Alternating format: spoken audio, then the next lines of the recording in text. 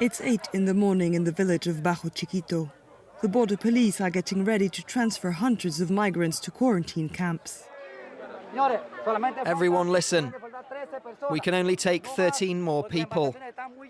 The boats are full. They come from all corners of the globe. After a year in pandemic, this narrow passage towards North America is finally opening up again.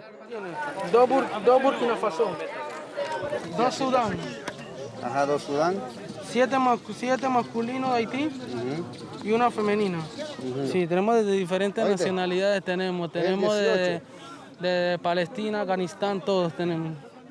All of them walked for at least 5 days to cross the Darién, a thick and inhospitable jungle that extends from Colombia to Panama.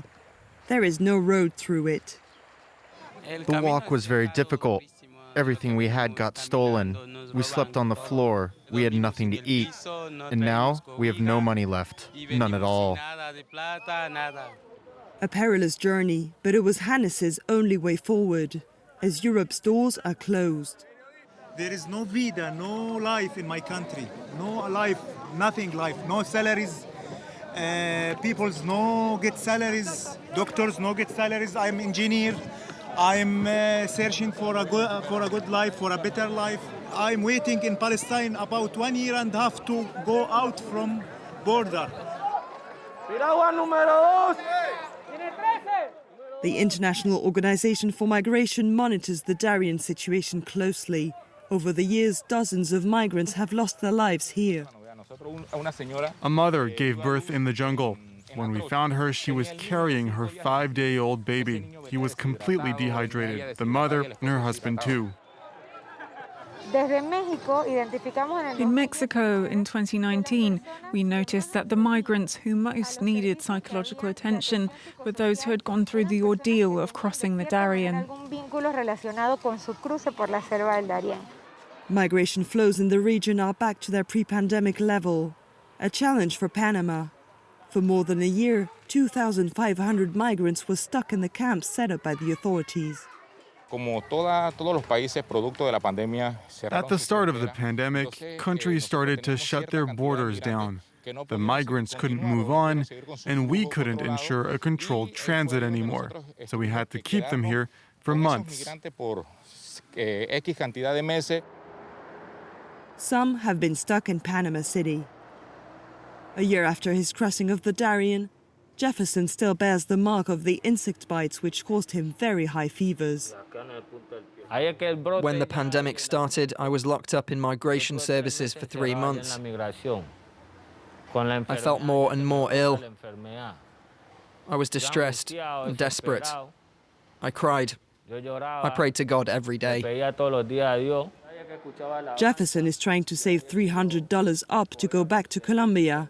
For him, the better journey ends here. I want to get out. I need help. I just want to go back to my country. Here, I can't work because I don't have papers. I feel trapped. This Catholic shelter's workers found themselves facing a dilemma, wanting to help hundreds of migrants stuck in the country, whilst reducing their intake capacity for sanitary reasons. As a shelter, we felt the weight of these restrictions which prevented us from receiving more people.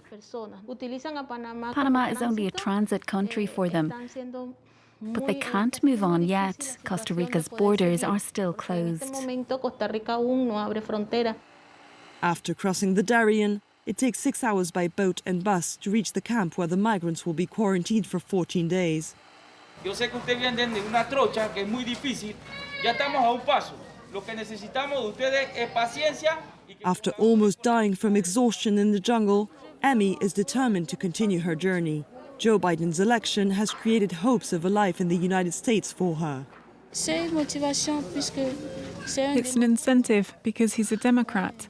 From what I saw on TV, he said he would protect migrants. I don't know if that's true. The next country they must cross to reach their goal is Costa Rica. It will not be reopening its borders until April. As the pandemic loosens its grip on the planet, the migrants' journey remains more uncertain and perilous than ever.